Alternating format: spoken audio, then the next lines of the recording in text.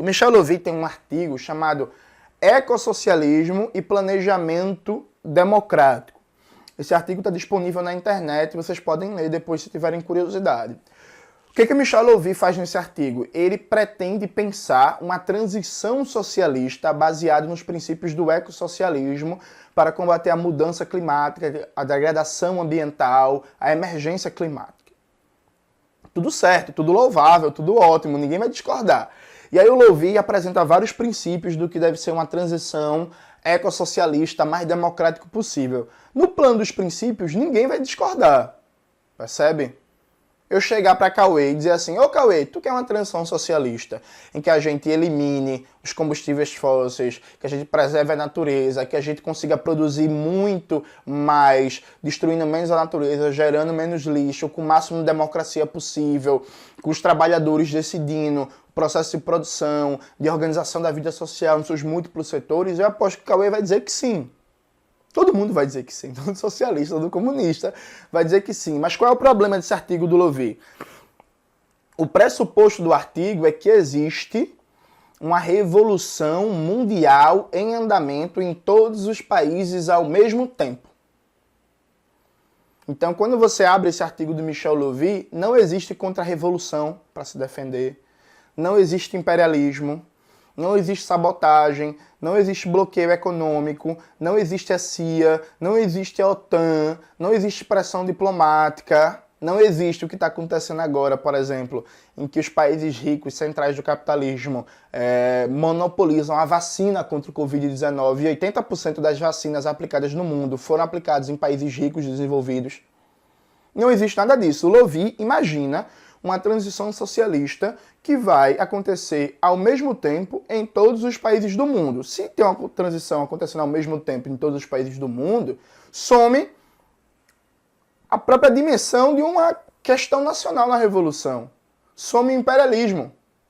Some o problema do desenvolvimento das forças produtivas frente a um bloqueio econômico.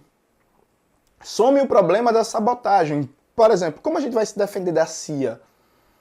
Que é a agência de espionagem mais poderosa e mais forte do mundo e que a gente sabe teve participação ativa na derrubada e na destruição de vários projetos revolucionários e governos de esquerda, como o caso Salvador Allende no Chile ou a derrubada do governo João Goulart no Brasil em 64.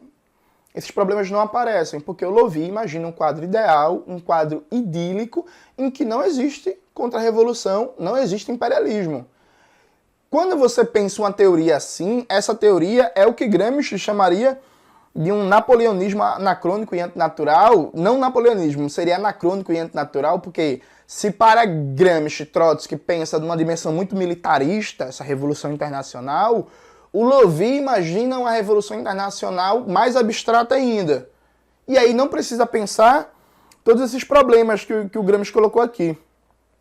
Por outro lado, não se deve jamais esquecer que o desenvolvimento histórico segue as leis da necessidade, até que a iniciativa passe nitidamente às forças que visam a construção, segundo um plano, da via pacífica e solidária divisão do trabalho.